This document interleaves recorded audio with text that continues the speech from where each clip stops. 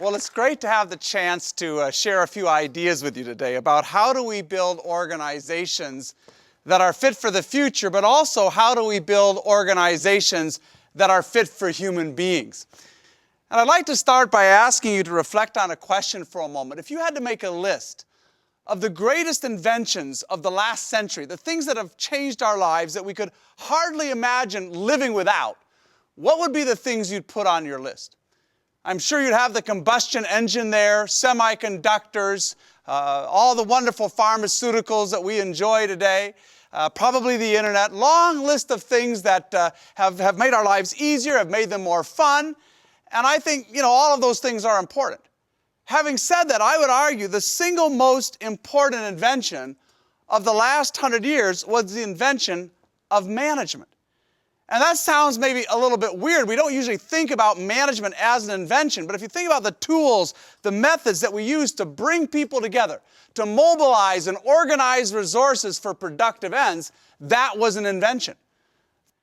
And yet I'm going to argue that we're going to have to now reinvent management. The way we lead, we plan, we organize, we hire, we motivate. All of those things we're going to have to reinvent because today organizations are facing a set of challenges that are truly unprecedented. In fact, let me give you just a little bit of history here. Go back with me for a moment to 1890, about 120 years ago. And if you had been living in America, Germany, Britain, and what we called the developed world at the time, in 1890 you would have found that about 90% of people were still in agriculture. The average manufacturing company would have had less than 4 employees. So it's very fragmented, very small organizations. That was the world circa 1890. And over the next literally one generation, all of that would change. By 1915, 25 years later, Ford Motor Company is making more than 500,000 automobiles a year. U.S. Steel has become the first company in the world that has a $1 billion market capitalization. And in that tiny sliver of time, in one generation, almost all the tools of modern management get invented. Pay for performance, capital budgeting, task design, divisionalization, brand management, all the management tools and methods that you find yet today in organizations around the world, virtually all of those were invented before 1920. And most of them were invented by individuals who were born in the middle of the 19th century. That's what we can call management 1.0. In fact, if you were going to plot the evolution of management over this last 100 years, it would follow kind of a classic technology S-curve, right? A lot of innovation 100 years ago, a lot of new thinking, and then over time, slowly, that pace of evolution slows down. And in our working lifetimes, indeed, if you go back 50, 60 years ago, the way we manage has hardly changed at all. So in many senses, the management principles, the tools, the methods that we find in our organizations, these are legacies, these are hand-me-downs from gurus, from ex-CEOs, from management thinkers who are mostly long dead, long retired, or long in the tooth, and yet it is their view of management that is still driving our organizations. And I think we need to change this. I think it's time to change this, and I'd like to talk a little bit about why. So I think the first challenge that we face today, which is truly unprecedented, we are literally the first generation in history that is having to cope with an inflection point in the pace of change. Literally, change has changed, and it's changed in our lifetimes. We live in a world today that seems like it's all punctuation and very little equilibrium. Change is seditious, it's unrelenting, it's ever surprising. But think about this for a moment. Think about kind of an exponential curve. Imagine just an exponential curve. And think about the things in our world right now that are changing at an exponential pace. Just think about that for a moment. What things are changing at an exponential pace? CO2 emissions, they're going up at an exponential pace. The number of internet connections in the world, on that same curve. The amount of data storage out there, same curve. Number of mobile devices connected to the web, also going up on that kind of a curve. The number of genes that we've sequenced, also on that kind of a curve. And I can tell you, if you go back 100 years ago, there was nothing that was changing at an exponential pace. This is entirely new. But we face other challenges. The second kind of fundamental new reality for most companies around the world today is hyper-competition. Right? If you go back a few years, there were all kinds of barriers that protected the incumbents from the winds of creative destruction. And those barriers, they used to protect a company's margins. They fattened up, they allowed you to keep your prices high. They fatten the margins. As those barriers come down, every company is in a bare-knuckle fight to defend its margins, defend its position in the marketplace, and the only way of doing that is through innovation. So as accelerating change requires companies to be more adaptable, the winds of creative destruction are forcing companies to be more creative, more inventive. You have to earn your place in the market every single day. Third challenge I think organizations face today, and perhaps maybe the most pressing one. We also live in a world where knowledge itself is becoming a commodity, where it's getting harder and harder for any organization to really differentiate itself, to bring something kind of truly new and unique to the marketplace. Today, knowledge advantages dissipate very, very quickly because your good people go work for your competitor, because you have an army of consultants around the world benchmarking all these companies and transferring knowledge from the fast to the slow and the smart to the not so smart, because all these companies are using the same network of business partners and vendors. That's another conduit for moving all of this knowledge around.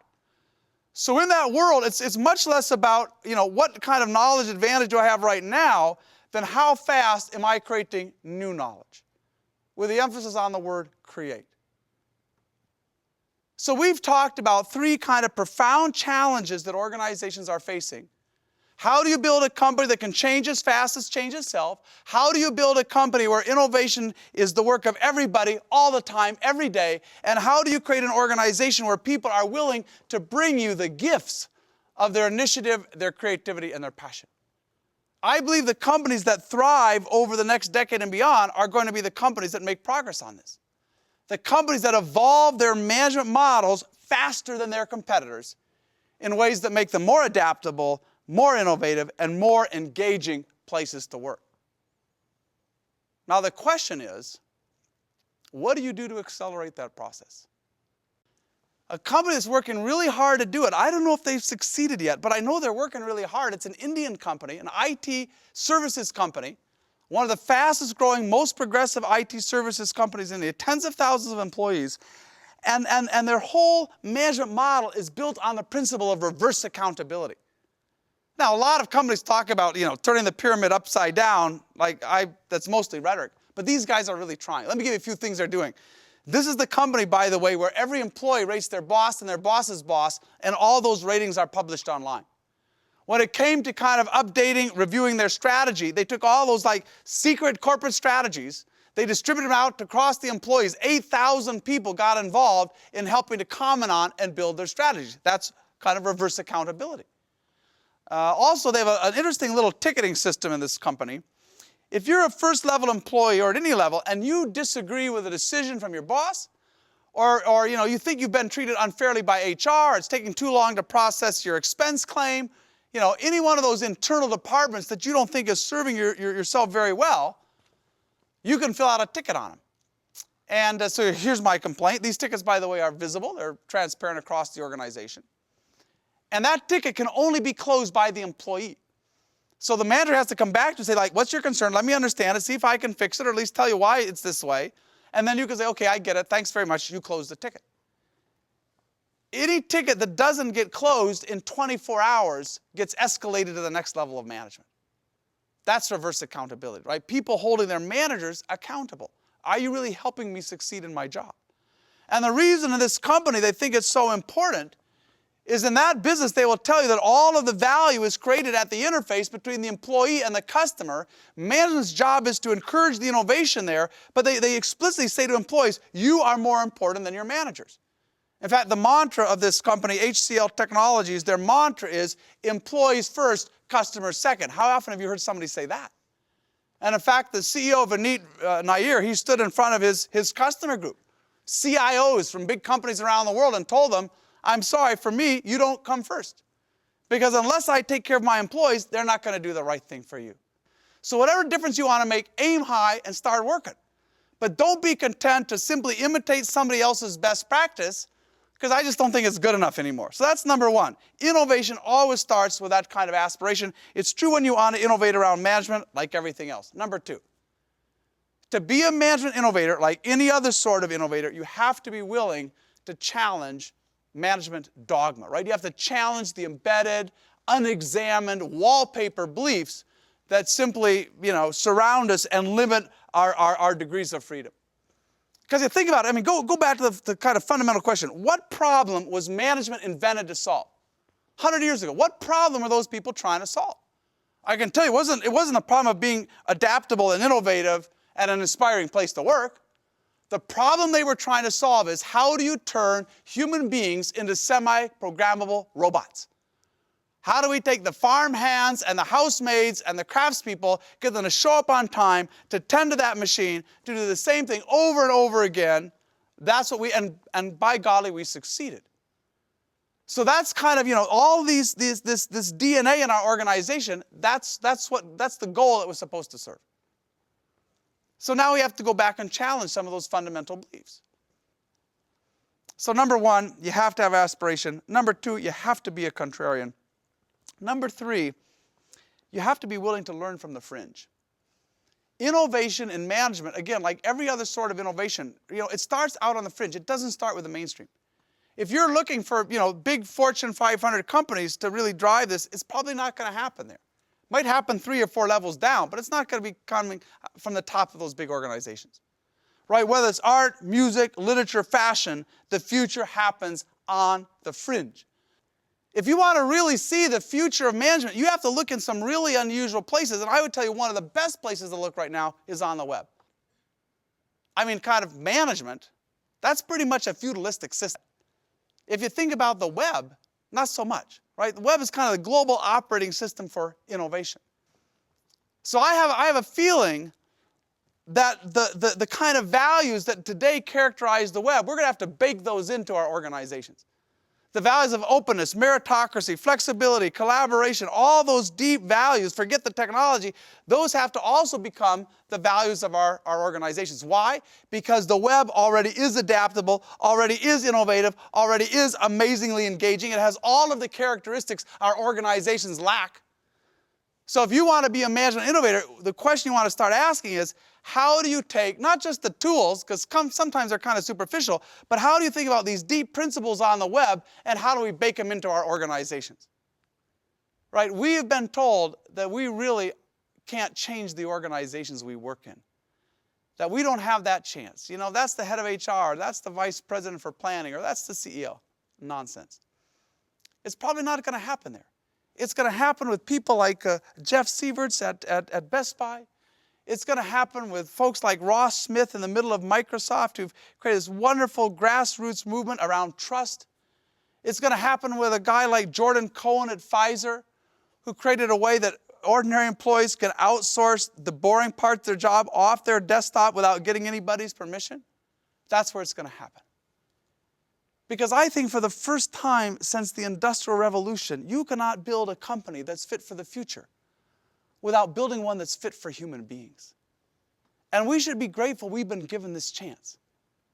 Because those management pioneers 100 years ago, they were trying to work against the grain of what it means to be human. We're not. The fact is, human beings, we're amazingly adaptable. There are people sitting here today that have changed careers, that have gone back to school in midlife, maybe that have changed continents, that have had to deal with enormous personal tragedy, challenging circumstances. We are just enormously resilient as human beings. So in many ways, human beings already have the qualities, the essential qualities our organizations lack. Because those organizations have inside them a management model that was built to serve another purpose. It's not one versus the other. We have to do both. But my hope for you is that in some small way, in whatever organization you work, that you become a champion for the future. And that you become a management innovator who's dedicated to creating an organization that will fully utilize and fully honor the gifts of every single person who comes there every day. Thank you so much.